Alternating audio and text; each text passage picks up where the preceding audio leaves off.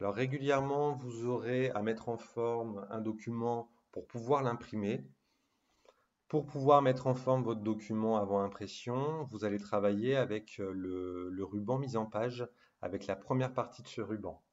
Ici, je peux, modifier les marges de mon document. Alors, en cliquant sur la petite flèche, donc vous avez déjà des marges qui sont préétablies, mais vous cliquez directement sur marge personnalisée. Et ici, vous allez avoir, hop là, vous allez voir apparaître cette page-là et vous pourrez modifier directement les marges, par exemple en mettant directement la valeur en utilisant le clavier numérique, 3 pour la hauteur, mais je peux aussi, si je le souhaite, directement, vous voyez, augmenter ou réduire les marges par rapport à ce qui est proposé. Et je valide en cliquant sur OK. Donc on peut modifier les marges et on peut également modifier l'orientation.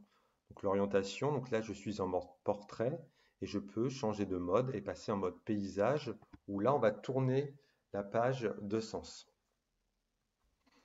Enfin, dernier élément, généralement on demande à ce que vous insériez en bas de page votre nom et votre prénom.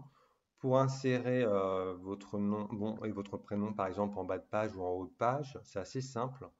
Vous faites un double clic et vous arrivez, vous voyez ici sur la partie en tête. Donc là, vous pouvez saisir directement les éléments que vous souhaitez, exemple, nom, prénom. Pour repasser sur la deuxième partie, donc là où vous avez le texte et non plus en en-tête, vous faites un double clic ou alors vous fermez directement ici en tête et pied de page en cliquant sur la petite croix. Et vous verrez, c'est normal, hein, ça apparaît en gris puisque c'est un en tête et un pied de page, donc la couleur est un peu différente. Vous pouvez très bien insérer également, enfin en tout cas utiliser le ruban insertion pour pouvoir insérer justement votre en-tête et vos pieds de page. Et ce qui est intéressant ici, c'est que vous pourrez, si vous le souhaitez, numéroter les pages, soit en haut, soit en bas. Et là, vous cliquez sur des modèles préétablis qui existent. Alors on peut par exemple choisir, je vais choisir le cercle.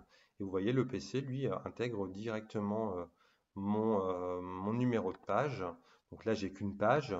Mais si, par exemple, je passe à une deuxième page, donc vous aurez, voilà, sur la page 2 directement le numéro de ma nouvelle page.